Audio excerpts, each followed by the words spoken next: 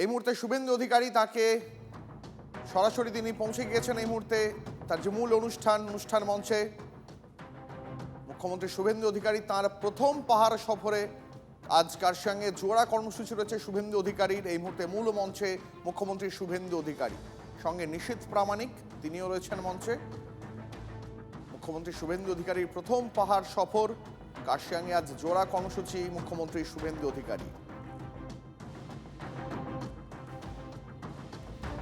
ছবি আপনারা এই মুহূর্তে দেখতে পাচ্ছেন, শুভেন্দু অধিকারী তার প্রথম পাহাড় সফরে পৌঁছে গিয়েছেন। তার আজ জোড়া কর্মসূচি রয়েছে।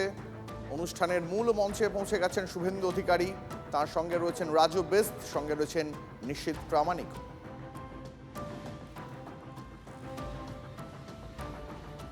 ছবি আমরা এই মুহূর্তে দেখতে পাচ্ছি, পাহাড়ের ঢালা উন্নয়নের কাজ নতুন সরকার করবে, প্রতিশ্রুতি আগেই দিয়েছিলেন মুখ্যমন্ত্রী শুভেন্দু অধিকারী। আর আজ তার প্রথম পাহাড় সফরে নজর থাকবে কি বলেন মুখ্যমন্ত্রী, কি দিশা দেখান উন্নয়নের সেদিকেই। উত্তরবঙ্গ বরাবরই বিজেপিকে ঢালাও ভোট দিয়েছে। আজ মুখ্যমন্ত্রী শুভেন্দু অধিকারী তিনি কার্শিয়াংয়ে পৌঁছে গিয়েছেন। কার্শিয়াংয়ে তার জোড়া কর্মসূচি রয়েছে। ইতিমধ্যেই অনুষ্ঠান মঞ্চে পৌঁছে গেছেন শুভেন্দু অধিকারী, আপনারা সেই ছবি দেখতে পাচ্ছেন সরাসরি কার্শিয়াং থেকে।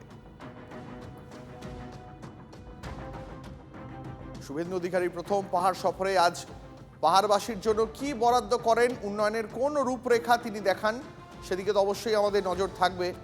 মুখ্যমন্ত্রী শুভেন্দু অধিকারী নির্বাচনী প্রতিশ্রুতিতে কথা দিয়েছিলেন যে উত্তর থেকে দক্ষিণ সর্বত্র উন্নয়ন যজ্ঞে সামিল হবে।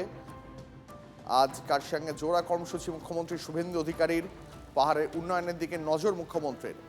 কার্শিয়াং থেকে আমাদের প্রতিনিধি প্রসেনজিৎ চৌধুরী রয়েছেন আমাদের সঙ্গে। প্রসেনজিৎ, আমরা দেখতে পাচ্ছি এই মুহূর্তে মুখ্যমন্ত্রী শুভেন্দু অধিকারী, নিশীথ প্রামাণিক, রাজু বেস্ত তারা মূল মঞ্চে অনুষ্ঠান মঞ্চে পৌঁছে গিয়েছেন। আজ পাহাড়বাসীর উন্নয়নের কোন দিশা দেখাবেন শুভেন্দু অধিকারী?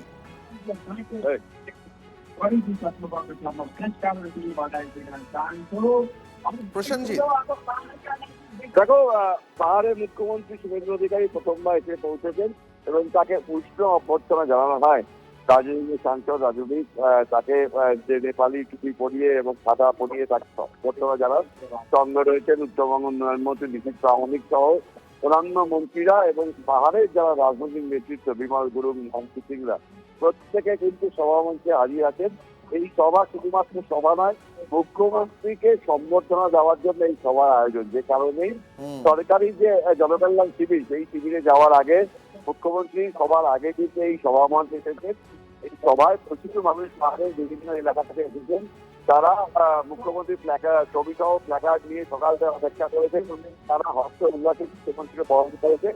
এই মুহূর্তে রাজু বেস্ত বক্তব্য রাখছেন, এরপরেই মুখ্যমন্ত্রী বক্তব্য রাখবেন। পাহাড়ের দাবি দেওয়া পূরণে মুখ্যমন্ত্রী কি বলেন সেদিকেই নজরে রাখছে পাহাড়ের জনতা। ধন্যবাদ প্রসেনজিৎ।